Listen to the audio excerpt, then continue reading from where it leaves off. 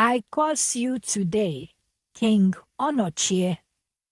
Your daughter shall grow into a woman, but whenever she dress, no matter how she cover her body and look decent, she will always appear half naked in the eyes of the people.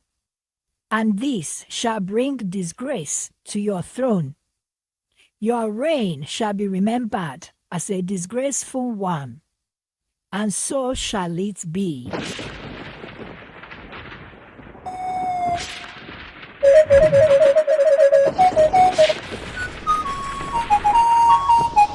Once upon a time, in the prosperous kingdom of Amoje, King Onochie was known as a noble king.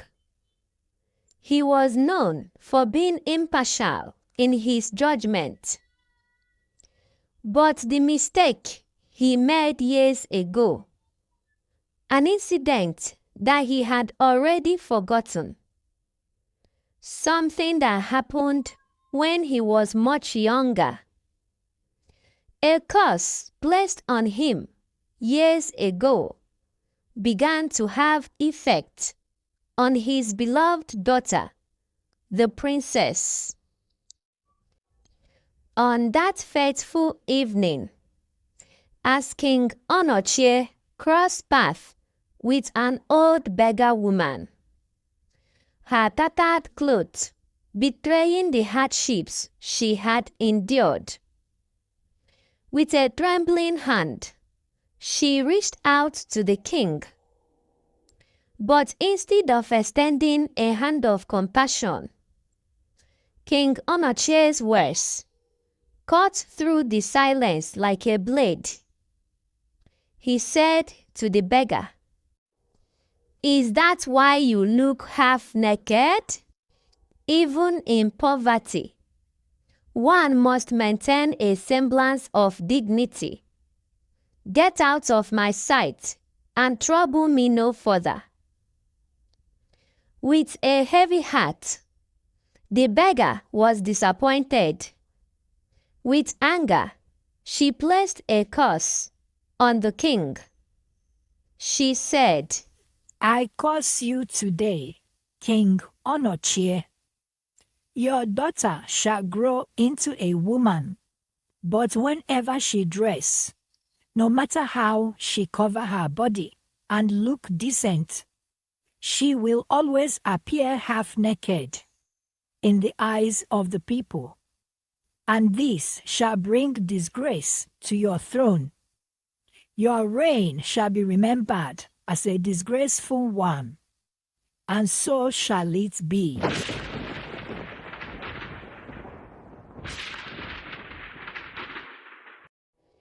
The king did not take it serious.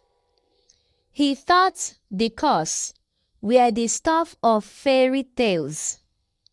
He brushed off the woman's curse as nothing more than the ramblings of a mad woman.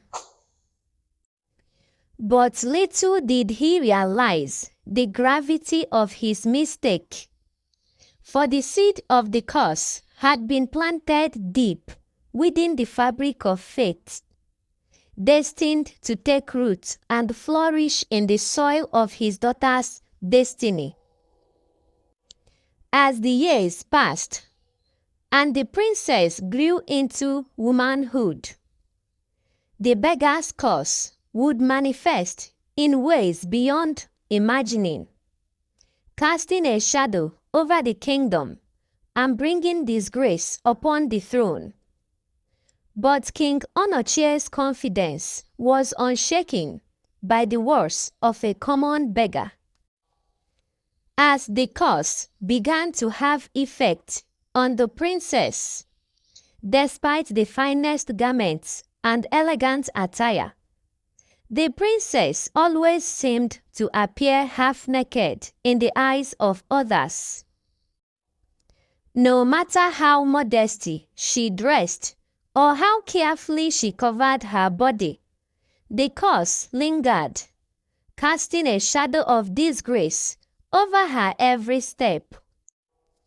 whenever she walked the streets of the kingdom.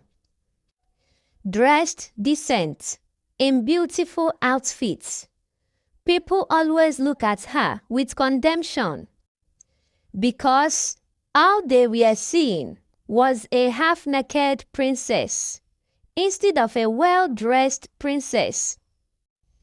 The whispers and the stares of the people followed her like a dark cloud.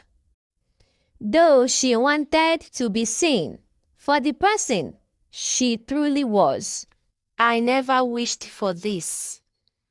I only wanted to be seen as I truly am, not as some distorted reflection of myself.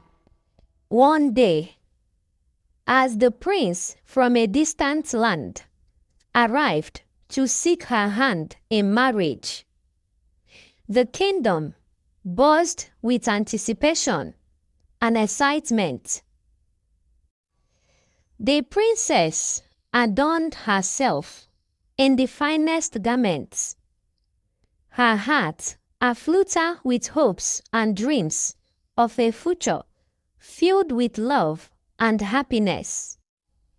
But as she stepped forth to greet her suitor, her joy turned to sorrow as she saw the disappointment on his face.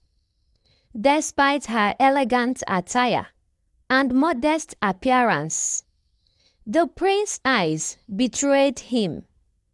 He saw only the distorted illusion cast by the curse.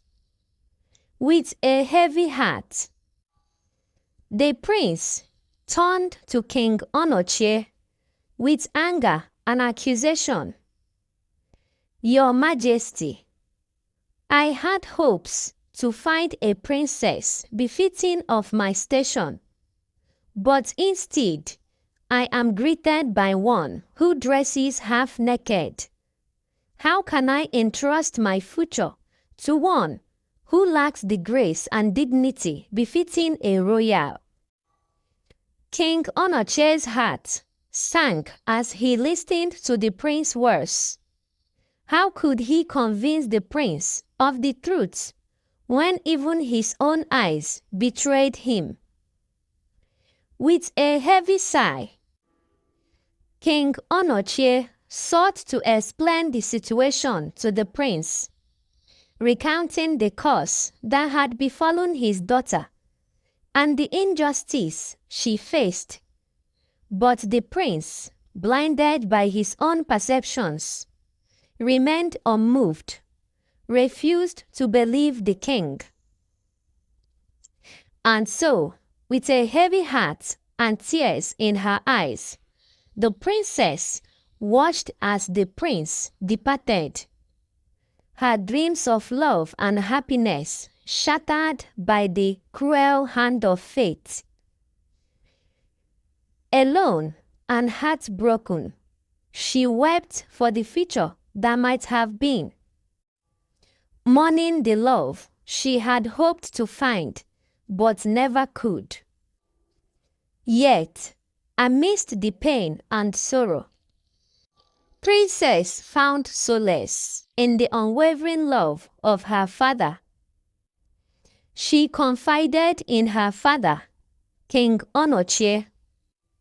He whispered words of comfort and reassurance.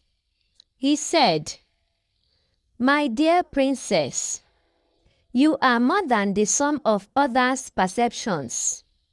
Though the world may see you through a veil of misunderstanding, know that I see you for the beautiful, dignified woman you are." Princess found strength in her father's unwavering love and the knowledge that she was not alone in her struggle.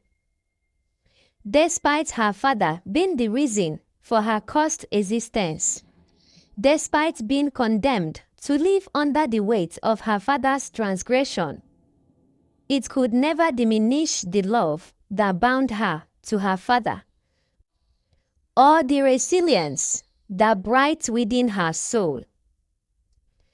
The king became desperate to break the curse and spare his beloved daughter from a life of ridicule. He went in search of the beggar, hoping to plead for her mercy and forgiveness. But the beggar was nowhere to be found. He gathered the people of Amorje and addressed them. He said, "My fellow citizens, it has come to my attention that there are those among us who have cast judgment upon my beloved daughter, Princess. But I stand before you today to dispel the falsehoods and misconceptions that have clouded your perception. For Princess is not guilty of immodesty, but rather a victim of a curse beyond her control." He narrated his encounter with the old beggar woman and also pleaded with his people to go in search of the beggar. As days turned into weeks, some youth came back with information that the beggar was dead and buried years ago. The king was disappointed. He also urged them to go in search of her grave. They searched for days, but all to no avail. A young boy approached the king and said, "I know where the beggar lies." The young boy directed the king to the beggar's final resting place. The king was grateful. He set out on a journey with his daughter and some cabinet chiefs to the beggar's resting place. On their arrival, the princess began to cry and went on her knees before the beggar's grave as she begged for forgiveness and freedom from the curse. The cabinet chiefs, they all begged for forgiveness. The king pleaded and said, "Forgive me, dear soul, for the pain and suffering I have caused you. I seek only redemption and the chance to right the wrongs of the past. Forgive me for the sake of my beloved daughter, who is suffering from what she knows nothing about. I am deeply sorry." As they waited in trembling anticipation, a gentle breeze stirred the air, carrying with it the sweet scent of flowers and the promises of forgiveness.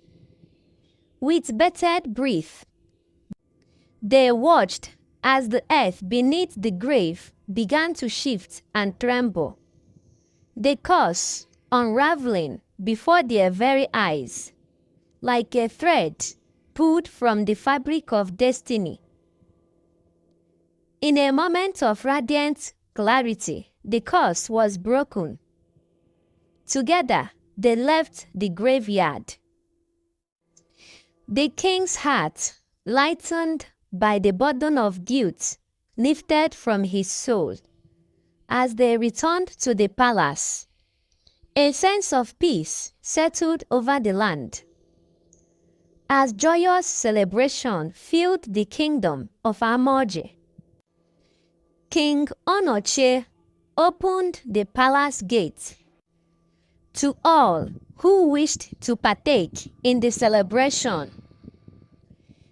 The air was alive with music and laughter, the streets teeming with jubilant crowd as they gathered to commemorate Princess' freedom from the curse that had plagued her for so long. Amidst the festivities, word of the princess's newfound liberation reached the ears of the prince who had once rejected her. With a heart heavy with regret and longing for reconciliation, he made his way to the palace, determined to seek forgiveness and mend the rift that had torn them apart. As Princess emerged, resplendent in her regal attire and radiant with newfound joy, the prince fell to his knees before her, his eyes brimming with remorse and humility. He said, "Forgive me, dear princess, for the blindness of my judgment and the cruelty of my words.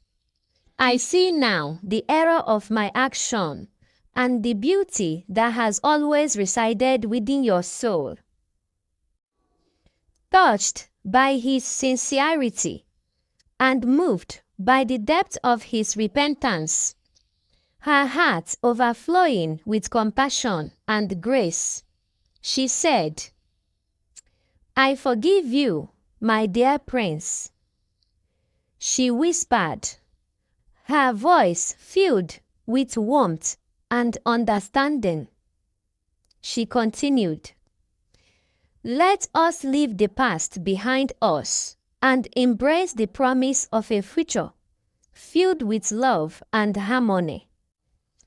And so, amidst the cheers, their joyful subjects, and the blessings of King Onochie, the prince and princess were joined together in marriage.